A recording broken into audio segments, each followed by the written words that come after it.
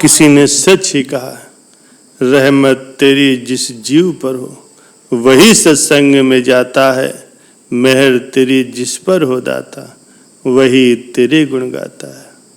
प्यारे सज्जनों, मनुष्य के जीवन में अशांति परेशानियां तब शुरू हो जाती हैं जब मनुष्य के जीवन में सत्संग नहीं होता।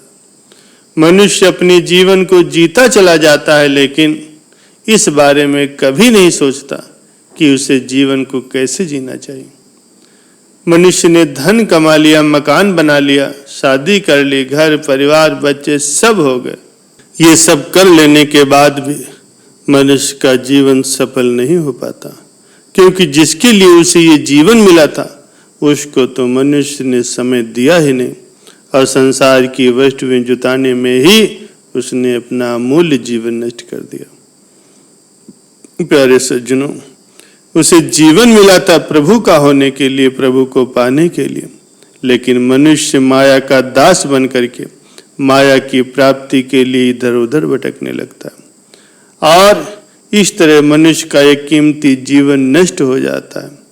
जिस अनमोल रतन मानव जीवन को पाने के लिए देवी देवता भी तरसते हैं, उस जीवन को मनुष्य व्यर्थ में गंवा देता है। देवता लोगों के पास भोगों की कोई कमी नहीं, लेकिन फिर भी देवता लोग मनुष्य जीवन जीना चाहते हैं, क्योंकि मनुष्य देह पाकर के ही भक्ति का पूर्ण आनंद और भगवान की सेवा और हरि कृपा से सत्संग का सानिध्य मिलता है। संतों के संग से मिलने वाला आनंद तो बैकुंठ में भी दुर्लभ है।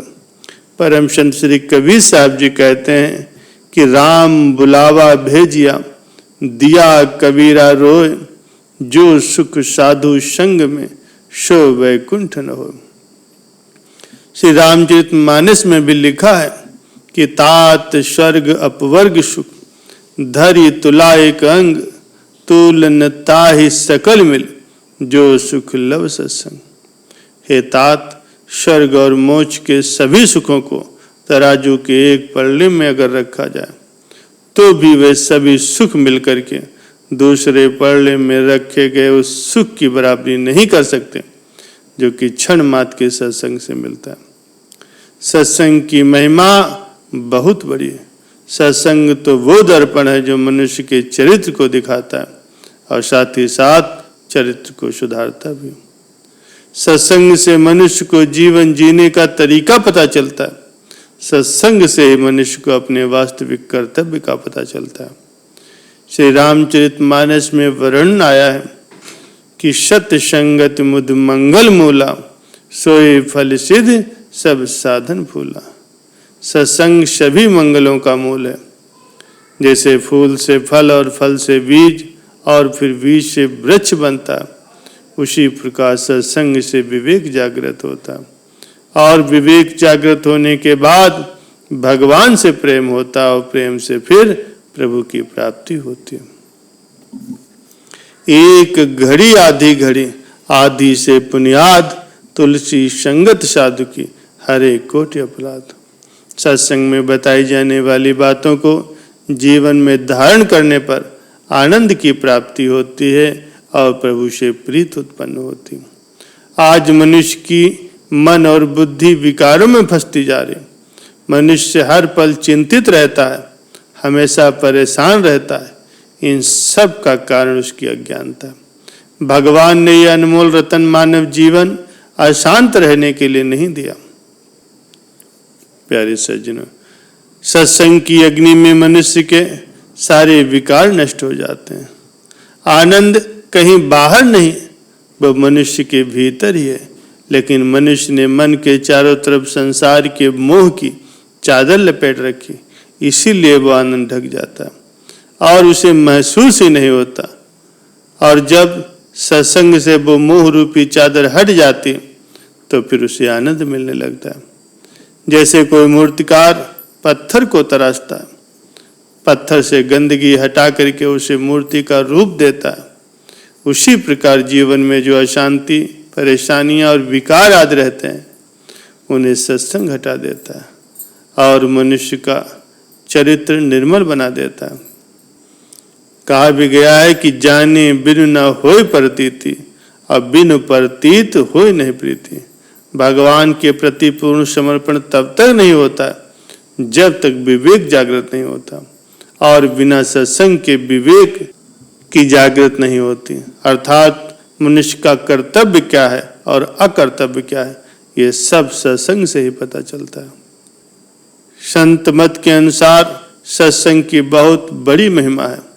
जीवन में सत्संग हमेशा बनाए रखना चाहिए, और जब भी जहां भी सत्संग सुनने को मिले, सत्संग में जाने का मौका मिले, तो दुनिया वालों की परवाह किए बिना ही वहां पहुंच जाना चाहिए, क्योंकि संतों का सत्संग बहुत ही दुर्लभ होता है, और जिससे सत्संग मिलता है उस पर ईश्वर की विशेष कृपा होती है।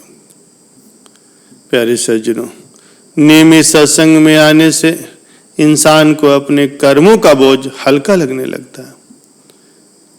एक बार नियमित सत्संग में आने वाले एक व्यक्ति ने जब सत्संग में ये सुना कि जिसने जैसे कर्म किए हैं उसे अपने कर्मों के अनुसार वैसा ही फल भोगने को मिलता है, ये सुनकर के उस व्यक्ति को बहुत आश्चर्य हुआ, और उसने अपनी आशंका का समाधान करने के लिए सत्संग सुनाने वाले संत जी से पूछा, महाराज, अगर कर्मों का फल भोगना ही पड़ता है तो फिर सत्संग में आने का फायदा ही क्या है? संत जी ने मुस्कुरा करके उसे देखा और एक ईंट की तरफ इशारा करके कहने लगे कि तुम इस ईंट को छत पर ले जाकर के मेरे सर पर फेंक दो। ये सुनकर के वो आदमी बोला, महाराज, इससे तो आपको बहुत चोट लगेगी, आपको बहुत दर्द होगा, मैं ये नहीं कर सकता। संत ने कहा, अच्छा। फिर उस ईंट के भार के बराबर रुई का एक गट्ठा बांध करके दिया और कहा, अब इस गट्ठे को ले जा करके मेरे सिर पर फेंकने से क्या अब भी मुझे चोट लगेगी? वो बोला, नहीं महाराज। तो संत ने कहा, बेटा, इसी तरह सत्संग में आने से इंसान को अपने कर्मों का बोझ हल्का लगने लगता, और वो हर दुख, हर तकलीफ को परमात्मा की दया समझ करके, उनकी मेहर समझ करके बड़े प्रेम से सह लेता। सत्संग में आने से इंसान का मन निर्मल होता और वो मोह माया के चक्कर में होने वाले पापों से भी बच जाता, और अपने सद्गुरु की मौज में रहता हुआ एक दिन अपने निज घर अर्थात सतलोक पहुंच जाता है, जहां केवल सुख ही सुख है।